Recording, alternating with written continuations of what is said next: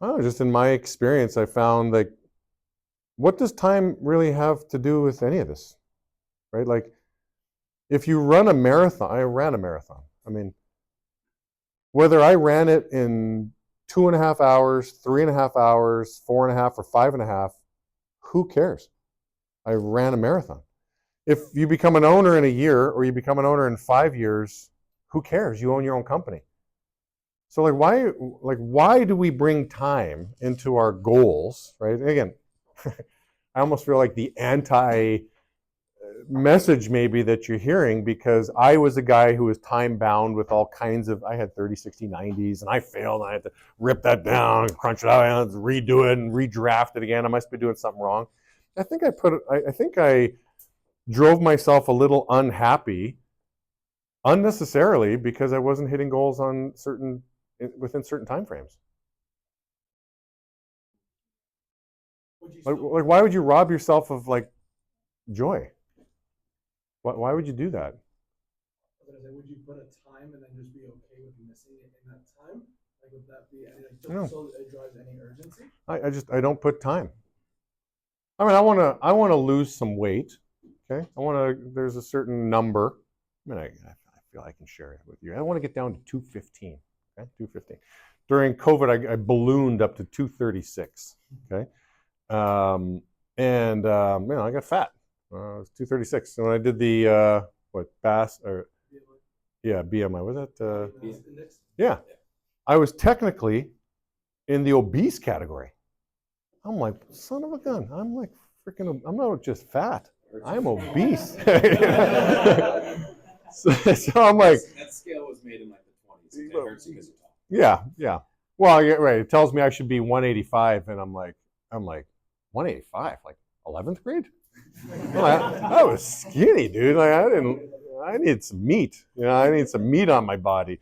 I'm like 215. That's the number I'm going for. So, I mean, could I put some time frames on it? I probably could, and I'll probably get there quicker if I do.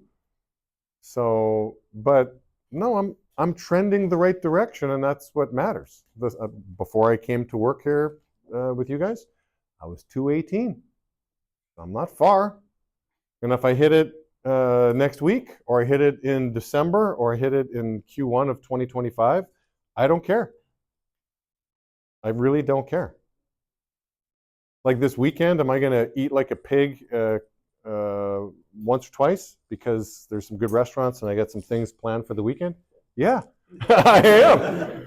If I put some time frames around that, oh no, I can't eat that fried chicken that I want to have. I can't do it because got to hit 215 by the end of next week. Why would I deprive myself of a delicious piece of fried chicken? I don't want to do that. So yeah, I'm not really. I can't think of anything in my life that is time bound now. There are certain things, the clock's ticking with the kids in school and all that stuff. So there is a clock. But it's funny. I have a clock at my house. If any of you watch those Hep Huddle videos and you zoom in, over my shoulder, there's a clock that has a bunch of numbers all kind of like squished to the side, and all it says is whatever. And it's a real clock and it ticks, but the thing just says whatever. Well, you can obsess about a goal. I mean, obsess about it. Like, hey, I want to become an owner. I don't think that's a bad thing to obsess about becoming an owner. I want to get a right-hand person on my crew. I want to sell $1,500 this week. So weekly goals, like when it comes to the weekly stuff, for sure. Like within this week, here's what I want to do. I'm all about that.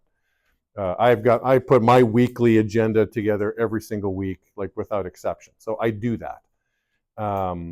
But that's more like a things to do list this week and just get it done. Let's go check this list off and let's win every day. Let's win.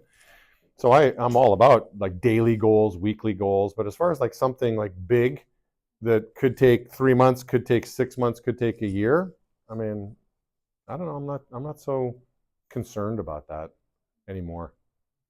Especially, you guys are young. Like, well, just don't get so anxious.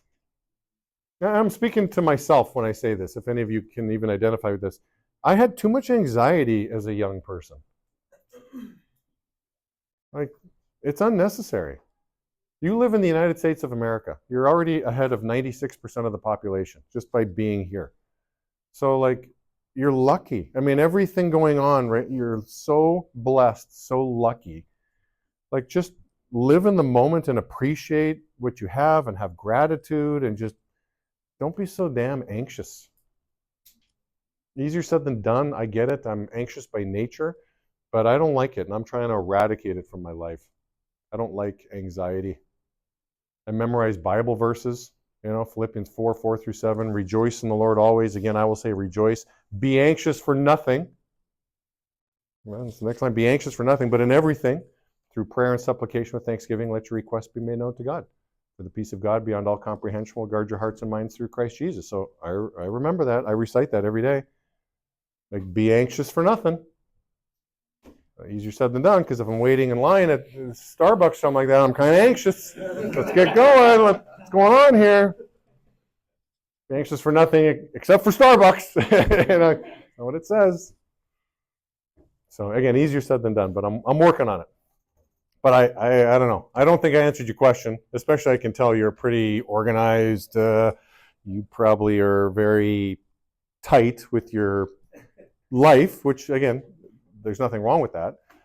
Just flirt with the idea of taking time out of the equation, see what that does. Okay, then instead of a 30, 60, 90 day goal, Yeah. how about as like a weekly goal? You say pretty much the same question. Yeah. As like a weekly goal. Okay. You don't hit your marker in like your half, like on Wednesday or Thursday, let's say. Okay. Like how do you keep that goal aligned then? Well, yeah, you go Donkey Kong on Thursday. Okay, I remember the week I got promoted to leadership. This is the perfect week for me to always use as my frame of reference. So just to try to give you some numbers, so we were working 6 days a week. You needed to sell 60 certificates to hit the leadership standard. So 10 a day certificates, 10 yeses per day. Did 4 on Monday, so it's a Monday through Saturday schedule. Did 4 on Monday, did 4 on Tuesday, so I'm sitting on 8. I need 52 more, and there's only 4 days left. In Wednesday's crew meeting, my fearless leader, Rob, right, it's got the goal sheet, like, okay, so everybody on track with their goals, gets to me, and with the wise words coming out of my mouth, I'm like, well, this week, I want to finish the week strong, I want to reevaluate, finish the week strong, and I want to get into leadership then the following week. That's what I said. I thought I'd get some praise for that, like, that sounds pretty good. And Rob says to me, he goes, Jamie, you're like the guy on the team that we're down 3 touchdowns at halftime, and you're already admitting defeat. He goes, I don't want this anywhere on my crew. I want you to leave the crew meeting and go do it with somebody else, but I don't want that toxicity in my crew meeting.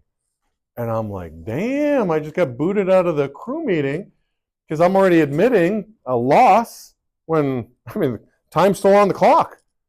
And I'm like, you're right. And again, I could relate to sports. Like, I've been in plenty of locker rooms where we're down at half and somebody's got to fire the team up, and there's no quit, and you come out of those games victorious. You're like, I can't believe we came back from that. And I'm like, you're right. And I just wanted it so bad. And I went out on Wednesday, Thursday, Friday, Saturday, went extra miling on Sunday, hit my numbers. And that's always been my frame of reference, that if the week starts off slow and I've got my weekly goals, all right, then double down on Thursday. Let's roll up the sleeves, get a good night's sleep, have a nice hearty breakfast before you come to work. If you got to stay in the store till 10 p.m., stay until 10 p.m. I've had, believe it or not, back in the day, there were some days I was in the field till 1 o'clock in the morning. Got to hit my goal, like obsessed.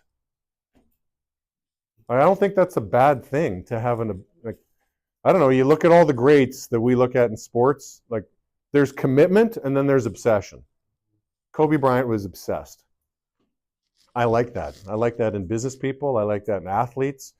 It's good to be obsessed. And then for a guy like me who coaches people, man, do I love athletes like that, because most of my dialogue with those guys is how to get off that train and take care of yourself personally. Hey, you're not spending enough time with your girlfriend. I like saying that stuff to guys.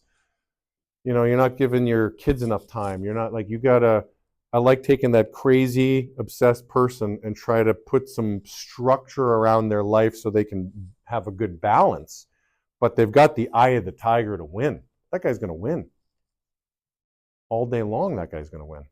The guy who's like, nah, he's kind of doesn't care about his goals. He just need more time with the girlfriend. I'm the guy trying to beat him up. They're like, dude, you got to work harder. I don't like those conversations. I have to tell somebody to work harder. You're not my guy.